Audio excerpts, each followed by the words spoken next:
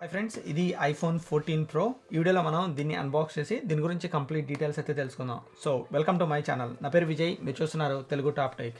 మీరు ఒకవేళ ఈ ఛానల్కి ఫస్ట్ టైం వస్తే కనుక కింద ఉన్న రెడ్ సబ్స్క్రైబ్ బటన్ని, అట్లాగే నోటిఫికేషన్స్ కోసం పక్కనే ఉన్న బెల్ ఐకాన్ని, ఈ రెండింటిని క్లిక్ చేయండి. సో ఇంక మనం లేట్ చేయకుండా ఈ వీడియోలోకి అయితే వెళ్ళిపోదాం.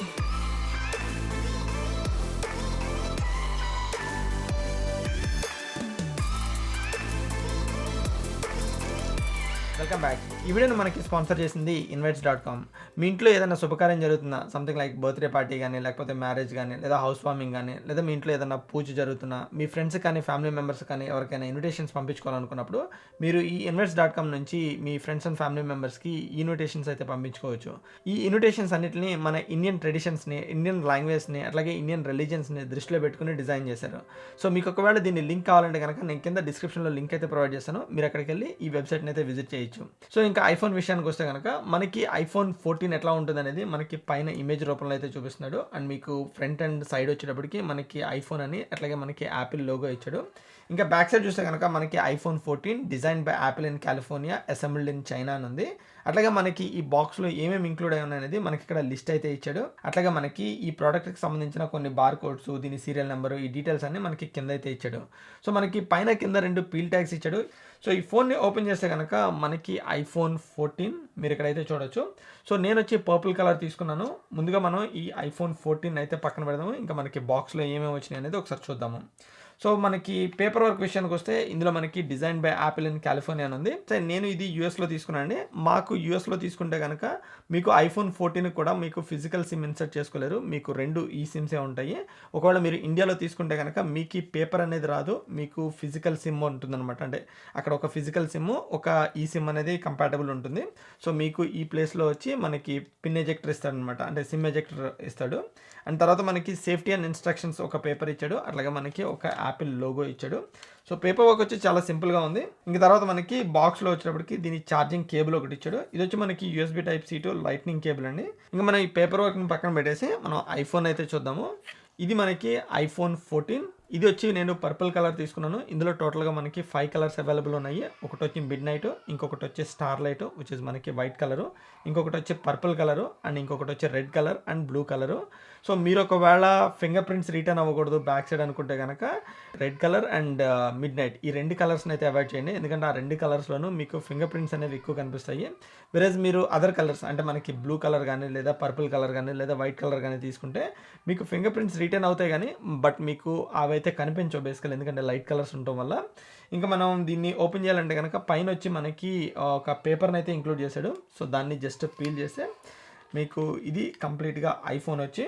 ఇంకా బిల్డ్ క్వాలిటీ విషయానికి వచ్చేటప్పటికి ఇది మనకి అల్యూమినియం బిల్డ్ క్వాలిటీ అండి. మీరు ఒకవేళ ఐఫోన్ 12 కానీ 13 కానీ చూస్తే మీకు ఆ 2 ఏ బిల్డ్ క్వాలిటీ అయితే ఉన్నాయో సిమిలర్ బిల్డ్ క్వాలిటీ తోటి అయితే వస్తుంది. అండ్ మీకు ఫ్రంట్ వచ్చేటప్పటికి సిరమిక్ షీల్డ్ టెక్నాలజీ గ్లాస్ తోటి అయితే ఉంటుంది.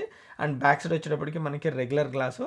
మోస్ట్లీ వీళ్ళు సిరమిక్ షీల్డ్ అనేది కొంచెం హార్డ్ గ్లాస్ అని చెప్తున్నారు కానీ బట్ కింద పడితే కనుక డెఫినెట్గా పగిలిపోయే ఛాన్స్ అయితే ఉంటుంది. ఇంకా మనకి ఈ ఫోన్ వెయిట్ విషయానికి వస్తే ఇది వచ్చి మనకి 172 గ్రామ్స్ అయితే ఉంటుంది. అండ్ మోరోవర్ మీరు ఈ ఫోన్ డైమెన్షన్స్ చూడాలంటే కనుక హైట్ వచ్చేటప్పటికి మనకి 5.78 ఇంచెస్ ఉంటుంది. వెరేజ్ విడ్త్ వచ్చేటప్పటికి మనకి 2.82 ఇంచెస్ ఉంది. అండ్ మోరోవర్ మనకి థిక్నెస్ వచ్చేటప్పటికి 0.31 ఇంచెస్ అయితే ఉంటుంది. ఈ ఫోన్లో ఉన్న ఫిజికల్ చేంజెస్ విషయానికి వస్తే మీరు ఒకవేళ ఈ ఫోన్ని యూఎస్లో కానీ వేరే ప్లేసెస్లో తీసుకుంటే మీకు ఫిజికల్ సిమ్ కార్డ్ ట్రే అయితే ఇవ్వడు. మీరు ఒకవేళ ఇండియాలో తీసుకుంటే కనుక మీకు ఫిజికల్ సిమ్ కార్డ్ ట్రే ఇస్తాడు. అండ్ మీరు ఒకవేళ యూఎస్లో తీసుకుంటే కనుక మీకు 2 ఈ సిమ్స్ తోటి యాక్టివేట్ చేసుకోవచ్చు. వెరజ్ మీరు ఇండియాలో ఉంటే కనుక ఒకటి నానో సిమ్ వాడుకోవచ్చు, ఇంకొకటి మీరు ఈ సిమ్ యూజ్ చేయొచ్చు. మీరు ఐఫోన్ ప్రో తీసుకుంటే కనుక మీకు 2 ఈ సిమ్స్ తోటే ఉంటాయి. మీరు ఇండియాలో ఉన్న అమెరికాలో ఉన్న అక్కడైతే చేంజ్ లేదు. తర్వాత మనకి స్టోరేజ్ విషయానికి వస్తే మనకి బేస్ మోడల్ వచ్చి 128 జీబీతో స్టార్ట్ అవుతుంది. మీరు దీన్ని అప్ టు 512 జీబీ వరకు అయితే ఎక్స్టెండ్ చేసుకోవచ్చు. ఒకసారి నేను దీన్ని ఇనిషియల్ సెటప్ అయితే చేసిన తర్వాత మనకి దీని డిస్ప్లే గురించి కథమ డీటెయిల్స్ అయితే మాట్లాడతాను. ఇంకా తర్వాత మనకి ఈ ఫోన్ డిస్ప్లే విషయానికి వస్తే కనుక ఇందులో మనకి 6.1 inch OLED super retina XDR display అయితే ఉంది. అండ్ దీని పిక్సెల్ డెన్సిటీ విషయానికి వస్తే ఇది మనకి 460 పిక్సెల్స్ పర్ ఇంచ్ అయితే ఉన్నాయి. సో మీరు ఒకవేళ ఐఫోన్ 14 తీసుకున్నా లేదా 14 ప్రో తీసుకున్నా సరే మనకి పిక్సెల్ డెన్సిటీలో మనకి ఎటువంటి చేంజెస్ లేవు. ఇంకా మనకి పిక్సెల్ రెజల్యూషన్ విషయానికి వస్తే ఇందులో మనకి 2532 బై 1170 పిక్సెల్స్ అయితే ఉన్నాయి.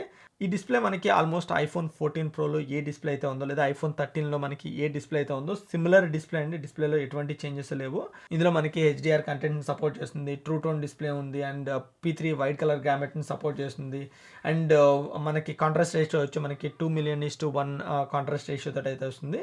ఇన్ టర్మ్స్ ఆఫ్ డిస్ప్లే విషయానికి వస్తే మనకి ఐఫోన్ 14కి 14 ప్రోకి ఉన్న మేజర్ డిఫరెన్స్ ఏంటంటే మనకి ఐఫోన్ 14లో మనకి ఆల్వేస్ ఆన్ డిస్ప్లే లేదు. అండ్ మోర్ ఓవర్ ఇంకొకటి ఏంటంటే ప్రమోషన్ అయితే సపోర్ట్ చేయదు, విచ్ ఇస్ మనకి ఆ 120 హెచ్ఎస్ రిఫ్రెష్ రేట్ అనేది ఐఫోన్ 14లో అయితే సపోర్ట్ చేయదు. అండ్ తర్వాత మనకి ఈ డిస్ప్లేలో బ్రైట్నెస్ విషయానికి వస్తే ఇందులో మనకి 800 నిట్స్ ఆఫ్ మ్యాక్స్ బ్రైట్నెస్ని అయితే సపోర్ట్ చేస్తుంది. వెరస్ మీరు హెచ్డిఆర్ కంటెంట్ కన్జ్యూమ్ చేస్తుంటే కనుక మనకి అప్ టు 1200 నిట్స్ ఆఫ్ బ్రైట్నెస్ని అయితే సపోర్ట్ చేస్తుంది.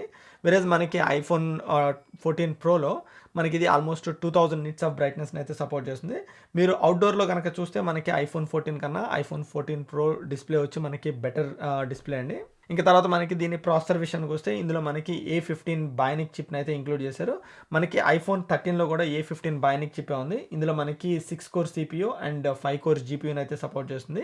వెరస్ మనకి ఐఫోన్ 13లో వచ్చేటప్పటికి మనకి ఓన్లీ 4 కోర్ GPU ఉంది. ఒక్క కోర్ GPU మాత్రమే డిఫరెన్స్ అండి. మీరు ఒకవేళ ఐఫోన్ 13 కానీ ఐఫోన్ 14 కానీ ఈ రెండు ఫోన్స్కి కంపేర్ చేస్తే. అండ్ ఈ ఫోన్లో ఉన్న ఇంకొక చేంజ్ వచ్చేటప్పటికి మనకి బ్యాక్ సైడ్ కెమెరాస్ అండి. ఈ బ్యాక్ సైడ్ మనకి రెండు 12 మెగాపిక్సెల్ కెమెరాస్. మెయిన్ కెమెరా వచ్చి మనకి 12 మెగాపిక్సెల్ విత్ f1.5 అపర్చర్ తోటి అయితే వస్తుంది. అండ్ ఇంకొకటి వచ్చి మనకి 12 megapixel ultra wide f2.4 aperture తోటి అయితే వస్తుంది. సో ఇందులో మనకి వీడియో రికార్డింగ్ విషయానికి వస్తే కనుక 4K అప్ టు 60 FPS కానీ లేదా 1080p అప్ టు 60 FPS కానీ మీరు రికార్డ్ చేసుకోవచ్చు. అండ్ ఇందులో మనకి వీడియో క్వాలిటీ కూడా మనకి బెటర్ ఉంటుందన్నమాట. అంటే ఐఫోన్ 13తో పోలిస్తే ఇందులో కొంచెం వీడియో క్వాలిటీ వచ్చి బెటర్ ఉంటుంది. సో ఈ ఫోన్లో ఉన్న ఇంకొక అడ్వాన్స్డ్ ఫీచర్ వచ్చి మనకి యాక్షన్ మోడ్ అండి. మనకి కైండ్ ఆఫ్ ఇమేజ్ని స్టెబిలైజ్ చేయడానికి ఈ యాక్షన్ మోడ్ అనేది తీసుకొచ్చారు.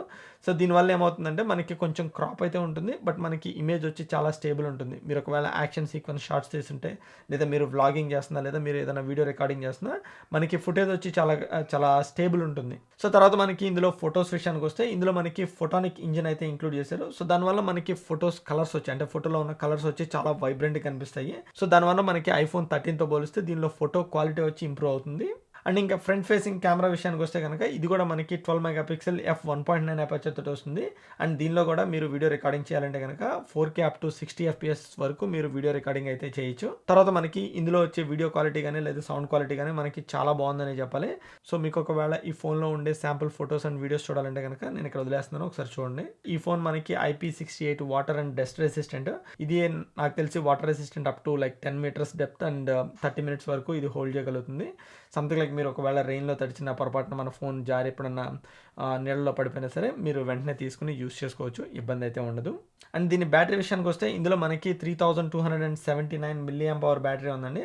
సో ఇది ఆల్మోస్ట్ మనకి 20 hours వీడియో ప్లేబ్యాక్ టైం అయితే వస్తుందని చెప్తున్నారు. సో ఆల్మోస్ట్ మనకి లాస్ట్ ఇయర్ ఐఫోన్ 13తో పోలిస్తే దీనిలో ఇంకొక 1 hour ఎక్స్ట్రా బ్యాటరీ వస్తుందని చెప్తున్నారు.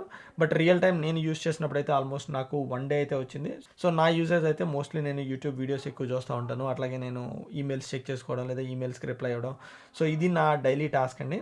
మనకి ఐఫోన్ 14లో ఉన్న ఇంకొక బిగ్గెస్ట్ ఫీచర్ వచ్చేటప్పటికి మనకి ఎమర్జెన్సీ SOS వయా శాటిలైట్ అండి. మనకి ఆల్రెడీ ఎమర్జెన్సీ SOS అనేది మనకి ప్రతి ఐఫోన్లోనూ ఇంక్లూడ్ అయితే చేశారు.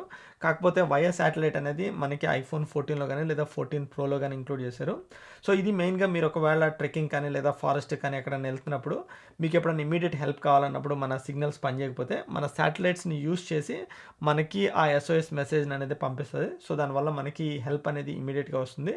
సో నాకు తెలిసి నేను ఈ ఫీచర్ని అయితే ఎక్కువ యూస్ చేయను. నేనేమి ట్రెక్కింగ్ కానీ లేకపోతే మనకి ఫారెస్ట్ కానీ మౌంటైన్లు కానీ వెళ్ళే పర్సన్ అయితే కాదు. సో మేబీ అట్లాంటి వాళ్ళకి ఈ ఫోన్ అనేది డెఫినెట్గా హెల్ప్ అవుతుంది. అండ్ ఇంకొక మెయిన్ ఫీచర్ ఏంటంటే క్రాష్ డిటెక్షన్ అండి. ఒకవేళ మీరు డ్రైవ్ చేస్తున్నా అంటే మీరు ఒకవేళ కార్ డ్రైవ్ చేస్తున్నా బైక్ డ్రైవ్ చేస్తున్నా ఎప్పుడన్నా మీరు యాక్సిడెంట్లో కనుక ఇన్వాల్వ్ అయితే మనకి ఇమీడియట్గా అది క్రాష్ డిటెక్ట్ చేసి మన SOSకి అయితే మెసేజ్ అయితే పంపిస్తుంది. సో ఈ ఫీచర్ అనేది నాకు తెలిసి చాలామందికి యూజ్ అవ్వచ్చు. సో అంటే అందరూ యాక్సిడెంట్లో ఇన్వాల్వ్ అవుతారని కాదు, బట్ ఎవరైతే అన్ఫార్చునేట్లీగా యాక్సిడెంట్లో ఇన్వాల్వ్ అవుతారో వాళ్ళకి డెఫినెట్గా ఇమీడియట్ హెల్ప్ అయితే వస్తుంది.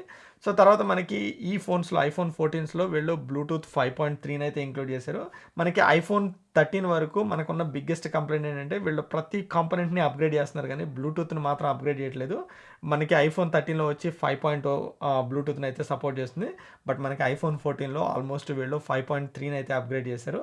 So which is good. So మీరు ఒకవేళ బ్లూటూత్ డివైజెస్ని దేనైనా కనెక్ట్ చేస్తున్నప్పుడు మనకి చాలా స్ట్రాంగ్ కనెక్టివిటీ అయితే ఉంటుంది. తర్వాత మనకి ఈ ఐఫోన్ 14 పర్ఫార్మెన్స్ టెస్ట్ విషయానికి వస్తే కనుక నేను geek bench speed test use చేసి పర్ఫార్మెన్స్ టెస్ట్ అయితే చేశాను. CPU సింగిల్ కోర్ విషయానికి వస్తే మనకి 1740 పాయింట్స్ అయితే వచ్చినాయి. వేరేజ్ మీరు మల్టీ కోర్ విషయానికి వస్తే కనుక మనకి CPU మల్టీ కోర్ వచ్చేటప్పటికి 4253 పాయింట్స్ అయితే వచ్చినాయి. వేరేజ్ మీరు GPU పర్ఫార్మెన్స్ విషయానికి వచ్చిన GPU పాయింట్స్ వచ్చేటప్పటికి మనకి 12,613 పాయింట్స్ అయితే వచ్చినాయి. ఫోన్ పర్ఫార్మెన్స్ విషయానికి వస్తే కనుక ఈ ఫోన్ని నేను ఆల్మోస్ట్ 1 వీక్ నుంచి యూస్ చేస్తున్నాను. సో మీరు ఒకవేళ ఫోటో ఎడిటింగ్ చేస్తున్నా లేదా వీడియో ఎడిటింగ్ చేస్తున్నా, మీరు ఫోన్లో వీడియోస్ తీసుకుంటున్నా, మీకు పర్ఫార్మెన్స్లో ఎక్కడ ఇష్యూస్ అయితే కనిపించవు. తర్వాత మనకి ఈ ఫోన్ ప్రైస్ విషయానికి వస్తే మనకి ఈ ఫోన్ ఇండియాలో వచ్చేటప్పటికి ఆల్మోస్ట్ 79,900 పడుతుంది, విచ్ ఈస్ మనకి 80,000 పడుతుంది. వేరేజ్ మీరు ఐఫోన్ 13 తీసుకోవాలనుకుంటే కనుక మనకి దీనికి ఐఫోన్ 13కి 10,000 డిఫరెన్స్ ఉంది. ఐఫోన్ 13 వచ్చి మనకి 70,000 పడుతుంది. నేను ఈ ఫోన్ వచ్చేటప్పటికి యూఎస్లో తీసుకున్నాను. నాకు ఇది యూఎస్లో వచ్చేటప్పటికి $865 పడింది ఇంక్లూడింగ్ ట్యాక్సెస్. సో దాన్ని నేను ఇండియన్ రూపీస్ కింద కన్వర్ట్ చేస్తే సమ్వేర్ అరౌండ్ నాకు 70,000 పడుతుంది. వేరేజ్ మనకి యూఎస్లో ఐఫోన్ 13 తీసుకుంటే మనకి 60,000 పడుతుంది. మనకి ఇండియాకి యూఎస్కి ఉన్న ప్రైస్ డిఫరెన్స్ చూస్తే కనుక మనకి 10,000 డిఫరెన్స్ ఉంది. ఈ ఫోన్ గురించి నా ఫైనల్ థాట్స్ విషయానికి వస్తే కనుక నేను మోస్ట్లీ ఈ ఫోన్ని ఐఫోన్ 13 తోటి అయితే కంపేర్ చేశాను. సో మీరు ఒకవేళ బడ్జెట్లో ఉండి నేను ఐఫోన్ 13 తీసుకున్నా లేదా 14 తీసుకున్నా అన్న ఆప్షన్స్ అయితే కనుక మీరు మ్యాక్సిమం ఐఫోన్ 13 తీసుకోండి. సో దానివల్ల మీరు ఒక 10,000 సేవ్ చేసుకోగలుగుతారు. ఒకవేళ మీరు యూఎస్లో తీసుకుంటే ఆల్మోస్ట్ 20,000 సేవ్ చేసుకోగలుగుతారు. So which is good. And more over మనకి థ్యాంక్స్ గివింగ్ కానీ, ఈ క్రిస్మస్ కానీ లేదా న్యూ ఇయర్ కానీ నాకు తెలిసి బెటర్ డీల్స్ వచ్చే ఛాన్స్ ఉంటాయి ఐఫోన్ 13 మీద. ఐఫోన్ 14 వచ్చేటప్పటికి మీకు ఒకవేళ క్రాష్ డిటెక్షన్ అనేది చాలా ఇంపార్టెంట్ అయితే కనుక మీకు ఐఫోన్ 14, లేకపోతే కనుక మీరు ఒకవేళ దీనితోటి ప్రొఫెషనల్ వీడియోస్ కానీ లేదా ప్రొఫెషనల్ ఫొటోస్ కానీ, అంటే సంథింగ్ లైక్ మీరు టిక్ టాకర్ కానీ లేకపోతే ఇన్స్టాగ్రామ్ రీల్స్ కానీ లేదా యూట్యూబ్ షార్ట్స్ కానీ ఇట్లాంటివి తీసుకునేటట్టు అయితే కనుక మీరు ఐఫోన్ 14కి అయితే మైగ్రేట్ అవ్వచ్చు. బట్ అదర్ దాన్ దట్ మీరు ఐఫోన్ 13 తీసుకోవచ్చు. సో ఇంకా నా దగ్గర ఐఫోన్ 14 ప్రో కూడా ఆర్డర్ చేశాను. సో దీన్ని రెండింటిని కూడా నేను కంపేర్ చేసి ఒక వీడియో అయితే చేస్తాను. సో మీకు ఈ వీడియో నచ్చితే కనుక కింద ఉన్న లైక్ బటన్ని క్లిక్ చేసి ఈ వీడియోని మీ ఫ్రెండ్స్ అండ్ ఫ్యామిలీ మెంబర్స్ తోటి తప్పకుండా షేర్ చేసుకోండి. అండ్ తప్పకుండా మన ఛానల్కి అయితే సబ్స్క్రైబ్ చేసుకోండి. Thank you all so much. See you in another video. Bye.